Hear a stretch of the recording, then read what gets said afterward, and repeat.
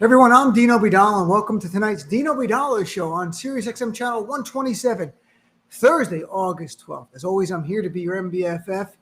The big news, there's a lot of news, but one of the big stories is the census data that just came out about an hour and a half ago. And it's landmark, and that is the first time the absolute number of white people in the country went down from census to census. It was about 223 million white people 2010. Now we're down to 204 million people 10 years later. This is not a percentage basis. This is literally, there are less white people in America in raw numbers today than there was 10 years ago. And it's clear why. White people are dying off more than they're having children. And some are having mixed children, so that's where it plays in as well. There's been a big spike in mixed children.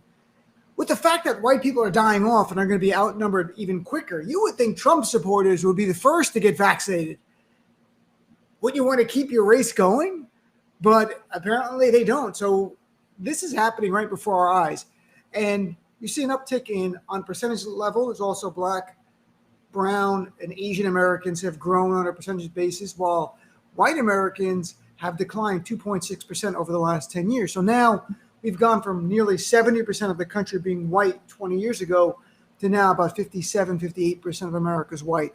And of the younger people, that under 18, it's just about 50-50 in terms of white versus people who are of different racial and ethnic backgrounds. So America's changing. Demographic change is not coming. It's here.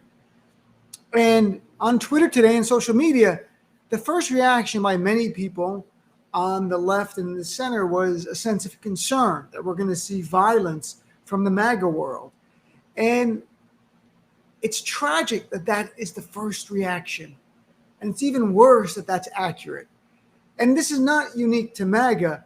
In our history of our nation, whenever the white supremacist power structure was challenged, violence was used to keep in power.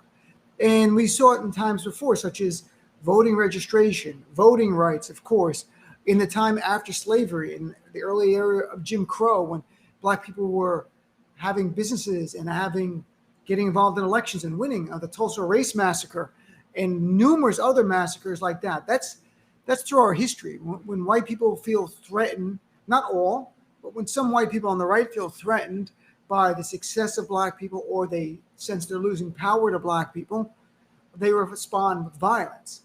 Now it's not just Black people. It is Black, brown, Asian Americans. There's not one group that's going to outnumber white people. It's collectively all these different amalgam of people coming together.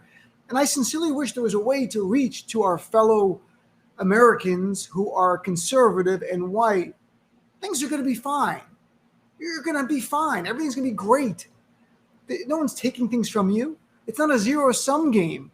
But sadly, that's the way many people see this. Heather McGhee, in her great book about the zero-sum mentality, she traveled the nation and spoke to conservative white people and even some moderate white people, that if a Black or brown person or Asian person has success, somehow it takes away from them or success they could have had. And I'm concerned where this goes. I'm concerned with it because on Friday, the Department of Homeland Security warned there's been an uptick in chatter and conversations on social media by Trump supporters articulating a support for violence if Donald Trump's not reinstated. The reason they want Donald Trump, it's not because he was a great president. He was a failure when it came to COVID. The economy was in shambles. Our standing in the world was horrible. The reason he was a success is that for them, he was a defender of all things white. It's that blunt. He was going to keep out brown people with the wall. He demonized brown people. He was going to ban all Muslims. If you were Black and you were uppity, how dare you take a knee in silence to protest systemic racism? He would demonize you, call you a son of a bitch, and say you should be fired. And the white supporters would cheer. He called Africa a shithole country, but praised Norway.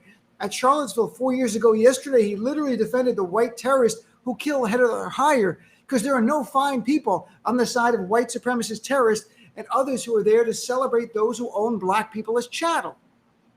But they got all of that. And that's what they wanted. So they love Donald Trump. He is the white supremacist savior. He is their white supremacist last hope. Demographic change is here. In 2024, this might help Donald Trump's chance, if he's not in prison, to run for president and just be openly white supremacist. I've said this before. the GOP is no longer a political party, it's a white nationalist fascist movement that embraces violence.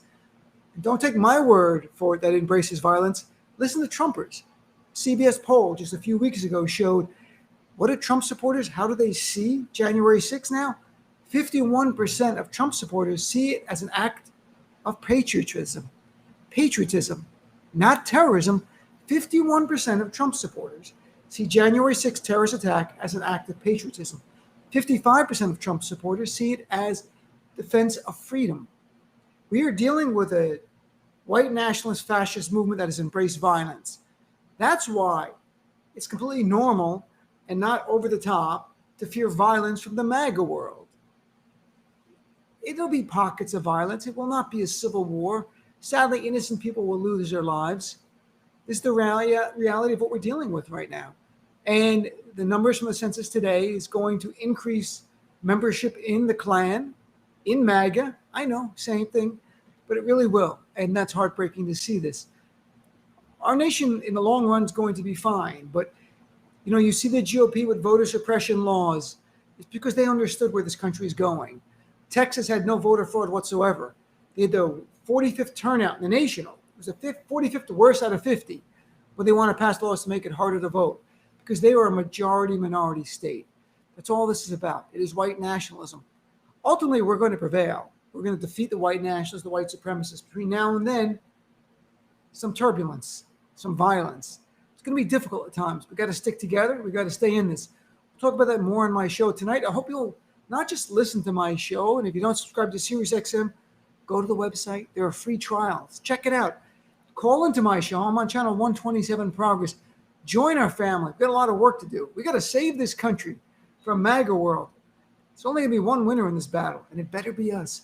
So if you want progress, stay active. Thanks for tuning in to tonight's Dino Vidala Show preview. Check it out, SiriusXM 127.